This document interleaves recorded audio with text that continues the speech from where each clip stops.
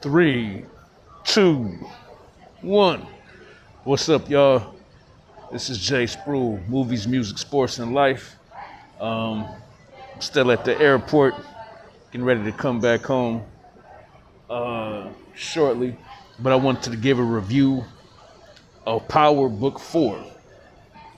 And I want us to look at this a little different. Technically, this is 3. If you really look at Power for what it's done, Power was the first of its kind. 6, 7 seasons, however many it was. So then when we get Ghost, that's the first spinoff. Raising Kanan is the second spinoff. And now Force, aka Tommy, this is the third spinoff.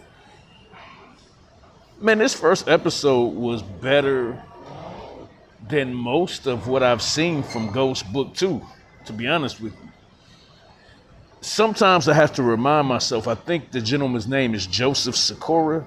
Sometimes I have to remind myself that Joseph Sikora is a Broadway trained actor. He's not no, rapper who just happened to start acting like 50 Cent. Like, he was trained for this.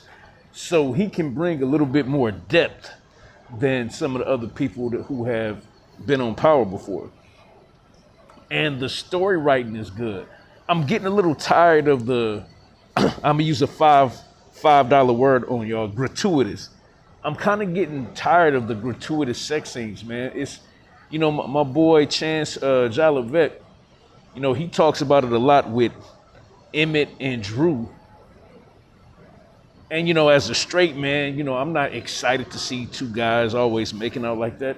But to be honest with you, man, even the hetero sex, man, I'm just the love making scenes or the sex scenes, they starting to feel kind of out of place in Power, man. It might just be just me.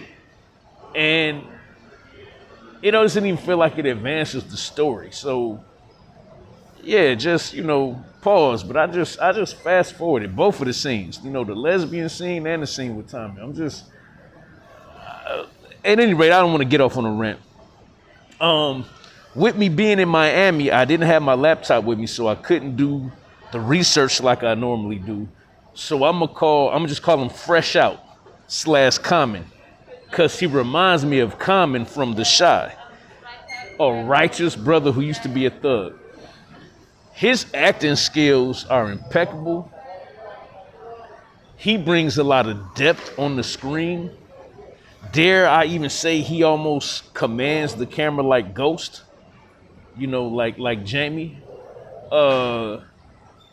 When that guy came into his barbershop and he was reaching over his cell phone to his gun, and oh boy leaned back and you saw the badge, man, what's understood don't need to be said.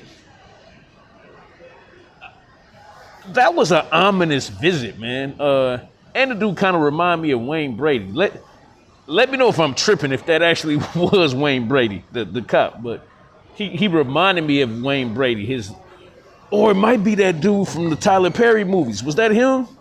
From Why Did I Get Married, Part 2 and Part 1? All right, but let me know if y'all remember. But yeah, that cop is a good actor because he kind of had me scared.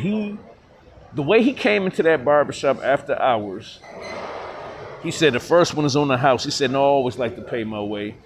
You never got a real feel of what his agenda is. Am I going to sweat you and harass you because you fresh out as a felon? Or am I a dirty cop that's looking for you to pay me off? Like, nothing about the way he was moving gave you indication of where it's going to go. The way Tommy moved in this was excellent. I liked the interaction he had with the Mexican kid. And when he told me, your grandma is in Moreta, that's Spanish for dead, and told her what nursing home she was at, he did some good acting. But the way he laughed at the switchblade, it's like, man, what is that? When he showed him the gun, smacked him a little bit, he said, yeah, it hurts colder in the wintertime, don't it? Like, I kind of feel like that's a dude that Tommy could mentor. But it's a wasted opportunity if they don't go back to that and Tommy doesn't take him under his wing. That's a wasted opportunity. But I like that interaction. And I also like call me crazy for this, but the one dude in the mafia who liked Tommy and kind of gave Tommy a heads up, like, hey, you messing with the wrong family. I like him, man. I see something in him that he sees something in Tommy. You know what I mean? So you just get the vibe that he's gonna be somewhat of a what's the word I'm looking for? Not alliance, ally. Yeah. The root word for alliance is ally.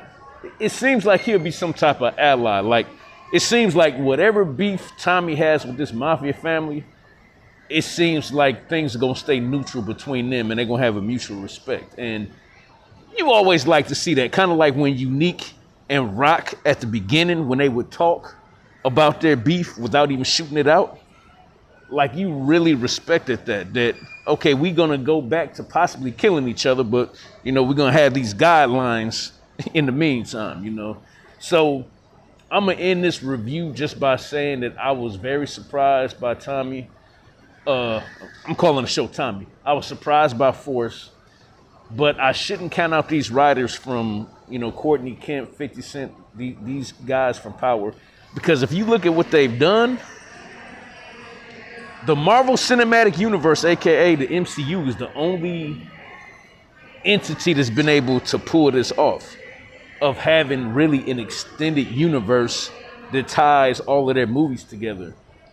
And Power is starting to become that, because, to be honest with you, Raising Kanan is the best one since Power.